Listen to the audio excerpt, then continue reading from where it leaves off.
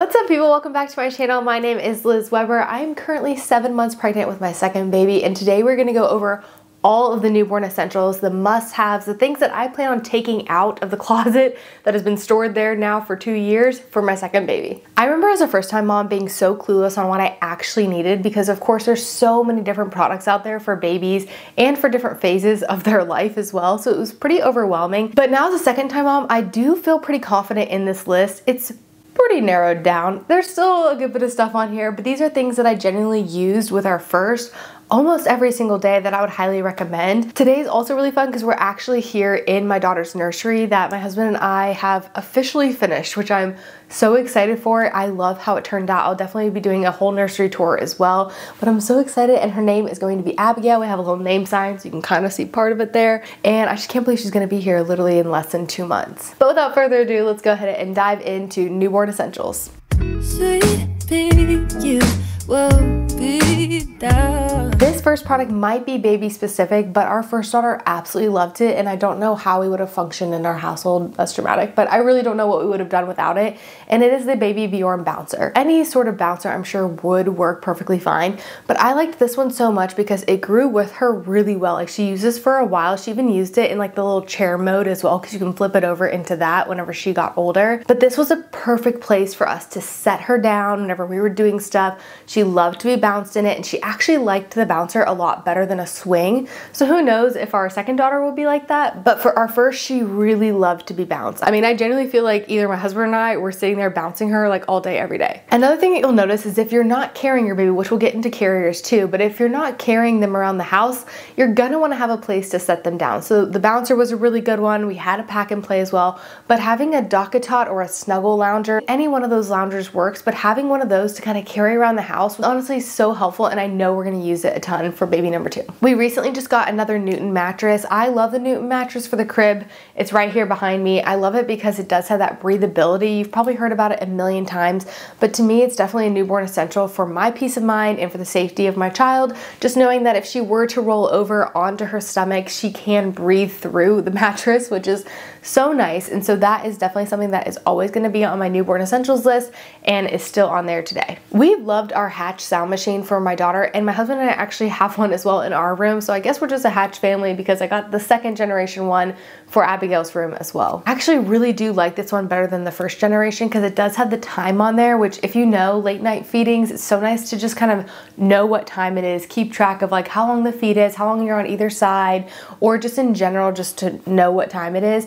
And it has, of course, the easy like tap on light button. You can do different schedules, so like different sounds could come on at different times, which we never really utilized with Emmy's, but I think maybe we will utilize that in this room. And the second generation one actually has a little charging pad, so what you can do is you can take it and make it portable too. So if your child is napping in a different room and you want to use the Hatch sound machine and maybe you don't have the portable one, you could use this one around the house, and charge is supposed to last up to 8 hours, so that's pretty good. I am actually going to be getting the portable version of the Hatch sound machine. You've probably seen these around everywhere. It is really nice. We had a sound machine, I just lost it, like the portable ones, but we did use it all the time. It wasn't the Hatch one, it was a different brand.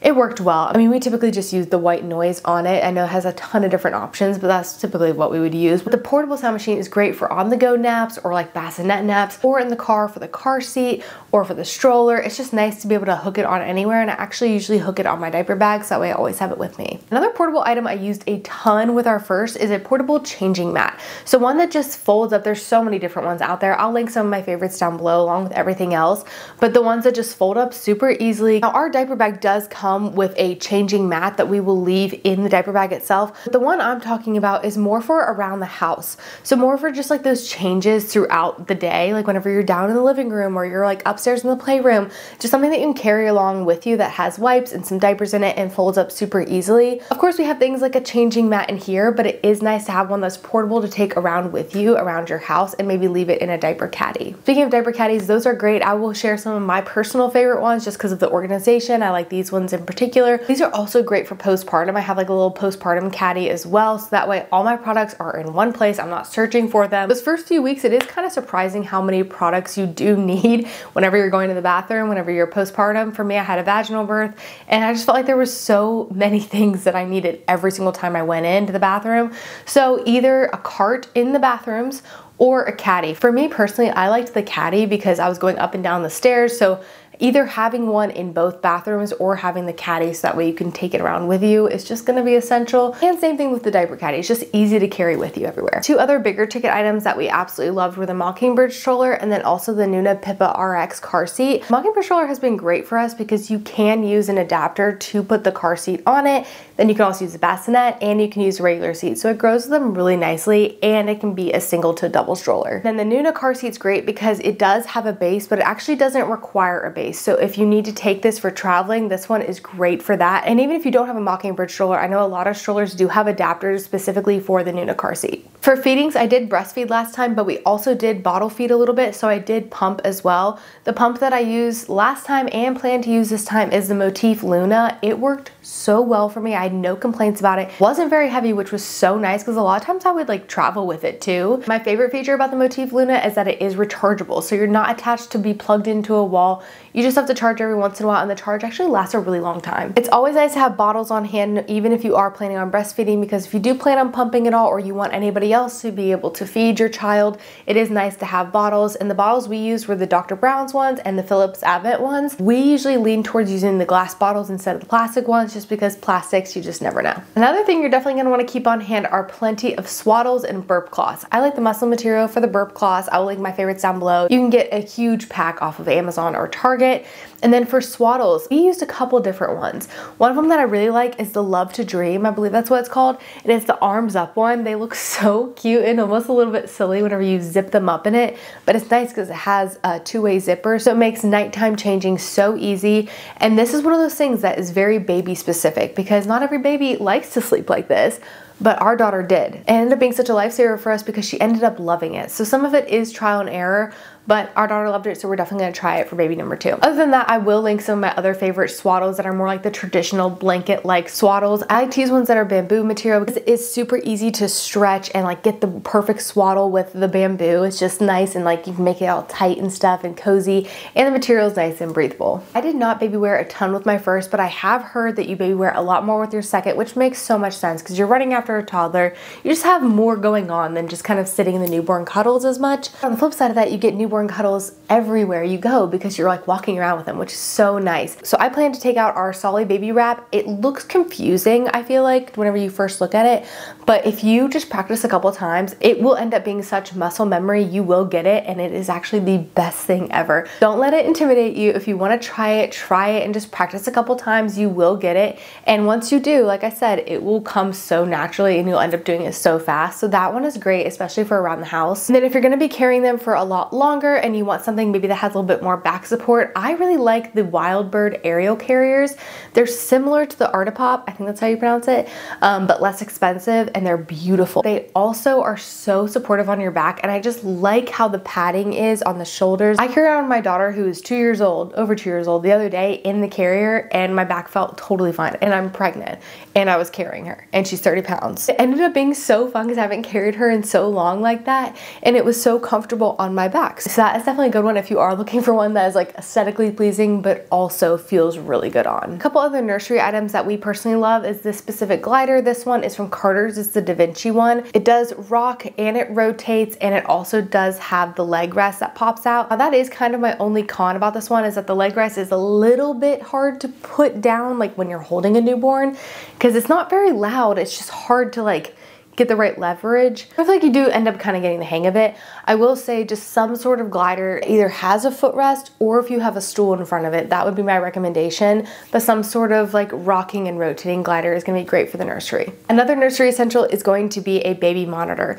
Now our baby monitor journey has been interesting because early on we used the Infant Optics one, which is a decent price. It has like the actual monitor to it, and it doesn't have Wi-Fi, which I really wanted early on. Like I didn't want to have the Wi-Fi.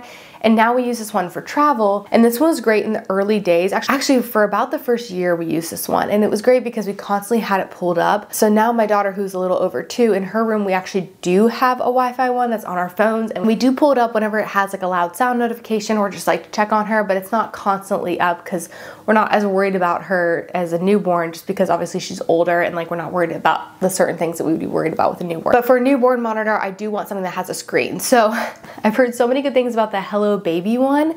And so I actually got that and it just came in the mail today. So I'm curious to see my thoughts. I can't give like a full recommendation for it, but other moms have to me. And so my plan is to use that one in here. And I got 2 cameras with it and I'm gonna use it for travel as well for both girls. And then the Infant Optics one, it's just been kind of glitchy lately.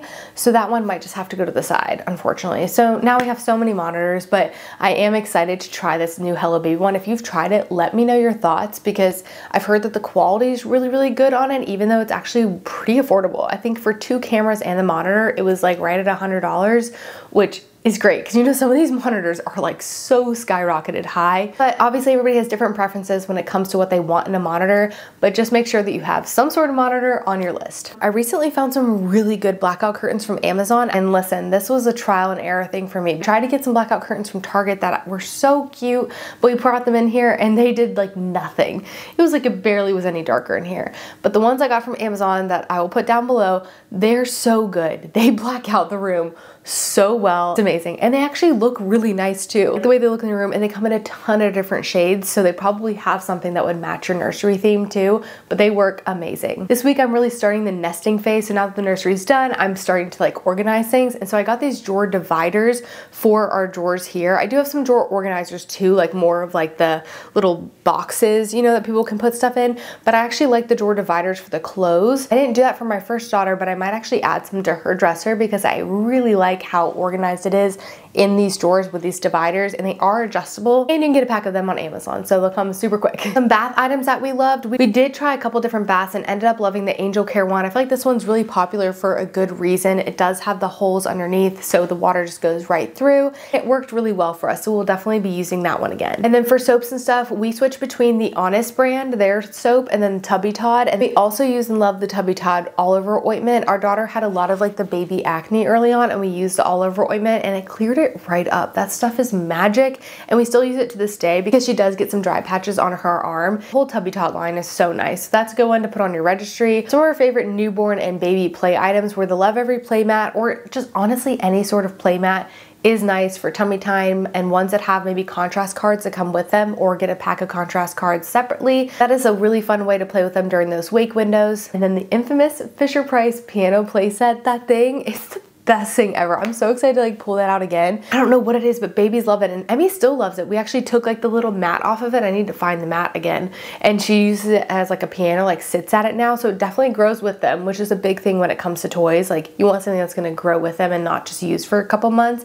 That one 100% passes that test, and there's some magic in that play mat because it seems like all babies really love that. And we are coming down to the last few items here, and these are kind of those like boring items, but ones that I didn't realize early on that we would need until she came home and I didn't have them. And some of those are gripe water, vitamin D drops, a thermometer. A thermometer we did have before, but a good thermometer is really nice to have on hand, especially for peace of mind. Infant Tylenol, and then nail scissors or nail trimmers. So I actually am gonna try this time using the Frida Baby nail scissors. I've heard they're really great because they're so tiny. Because honestly, the little nail file thing that we had, you've probably seen it, it's from Amazon, and a nail file that you can add different tops to it and you file their nails down. I feel like that didn't always work well, and it was kind of hard to use, so that one I'm not really sure about if we'll use again. I'm gonna try the Frida nail scissors. I think we might end up liking those better. Oh, one thing I forgot to mention is pacifiers, and that's one thing that we didn't really use a ton. We kind of did in the early stages, but that one is very baby specific. There's so many different ones out there, and so it is kind of trial and error to see like which ones your baby likes. But pacifiers is a good thing to have on the list, even if you just have a few early on. Maybe don't go crazy and get a ton. I think I did that last time, and then Emmy didn't really end up using the pacifiers, so we just had a bunch of pacifiers sitting around. So we'll try using them this time, and maybe Abigail will like them. I feel like I just ran it off so many different things, but I really hope that this was helpful for you, whether you're a first-time mom, a second-time mom, or if you're just looking for some new baby product ideas. These ones have been our tried and trues and really worked for us, and ones that I'm excited to take out for baby number 2. As always, everything will be linked down below for you guys to easily find, and be sure to like and subscribe because my next video I will be sharing what I'm packing for my hospital bag. I feel like I learned a lot last time on what I did not need to bring and what I should have brought, so that will all be in the next video. And in the meantime, be sure to follow me along over on Instagram and TikTok. My username is @LizWeber. I would love to have you over there in that community and connect with you. I hope you enjoyed this one, and I hope to see you on the next one. Bye! Sweet baby, you will be down.